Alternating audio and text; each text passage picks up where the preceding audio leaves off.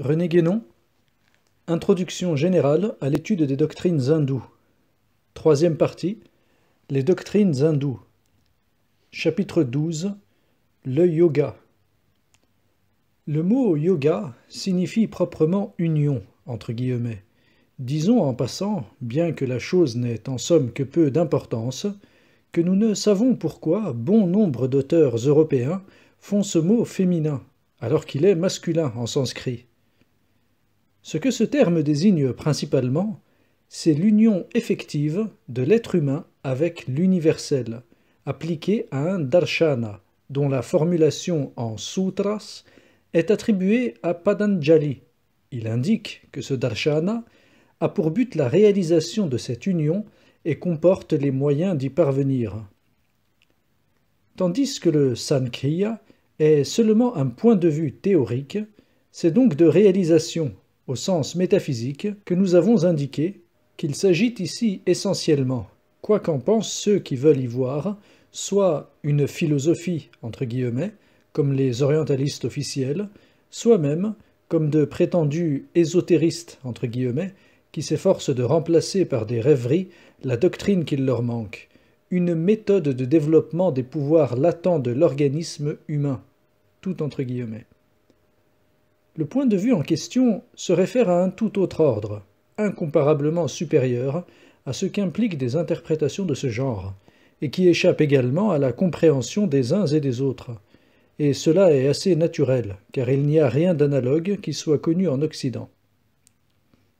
Au point de vue théorique, le yoga complète le Sankhya, en introduisant la conception d'Ishvara, qui, étant identique à l'être universel, permet l'unification d'abord de Purusha, principe multiple quand on l'envisageait seulement dans les existences particulières, et ensuite de Purusha et de Prakriti, l'être universel étant au-delà de leur distinction, puisqu'il est leur principe commun.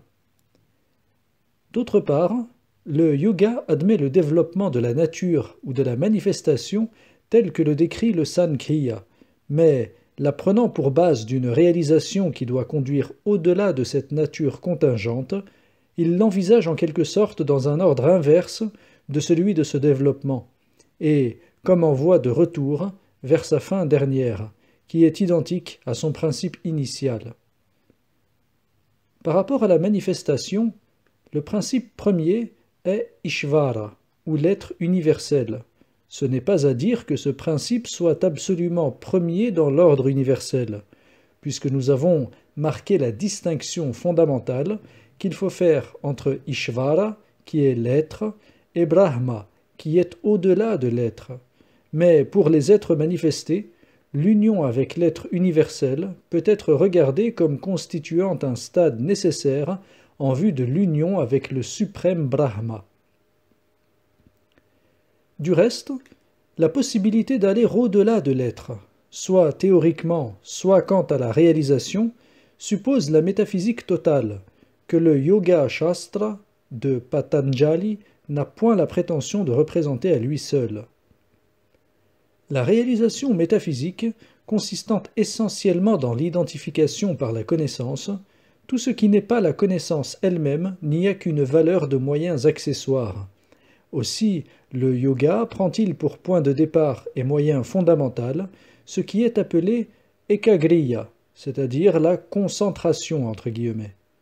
Cette concentration même est, comme Max Müller l'avoue, quelque chose de tout à fait étranger à l'esprit occidental, habitué à porter toute son attention sur les choses extérieures et à se disperser dans leur multiplicité indéfiniment changeante.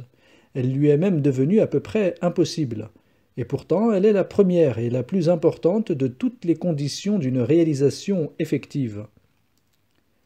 Note de bas de page. Preface to the Sacred Books of the East, page 23 à 24. Retour au texte. La concentration peut prendre pour support, surtout au début, une pensée quelconque, un symbole tel qu'un mot ou une image, mais ensuite ces moyens auxiliaires deviennent inutiles, aussi bien que les rites et autres adjuvants entre guillemets qui peuvent être employés concurremment en vue du même but.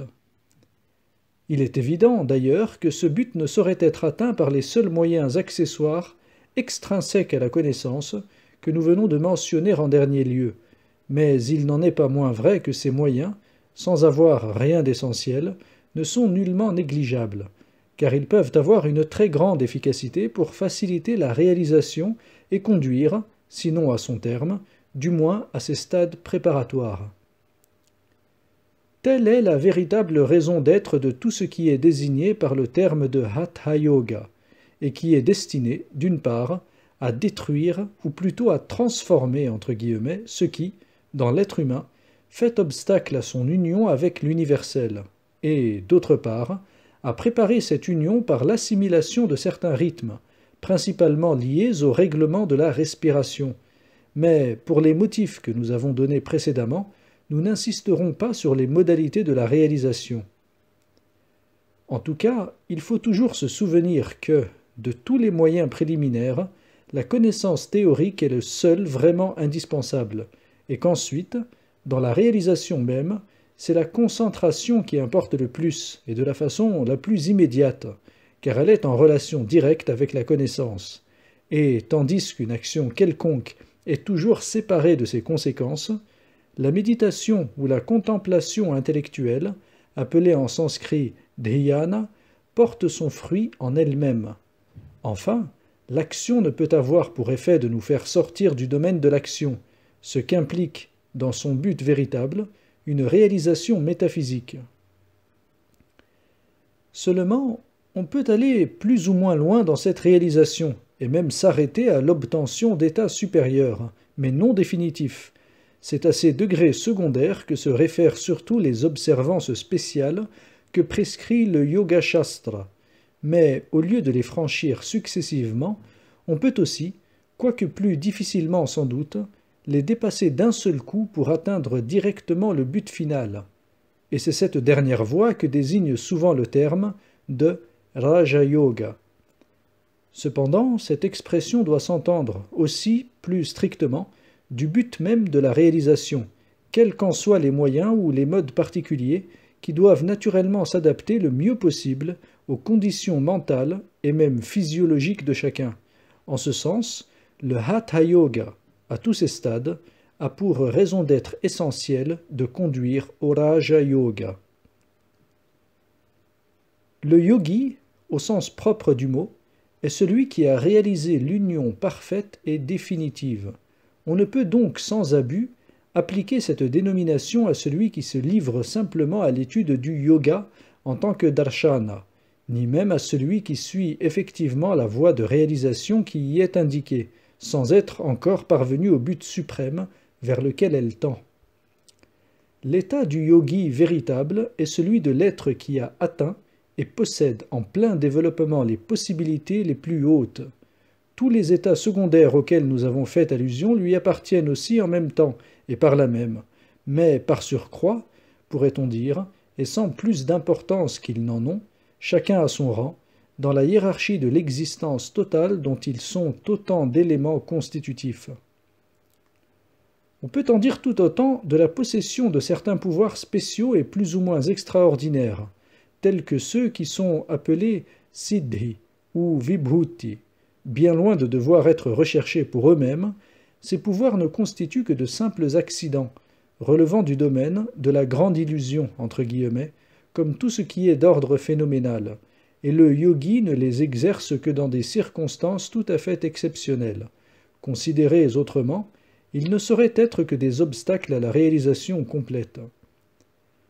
On voit combien est dénuée de fondement l'opinion vulgaire qui fait du yogi une sorte de magicien, voire même de sorcier.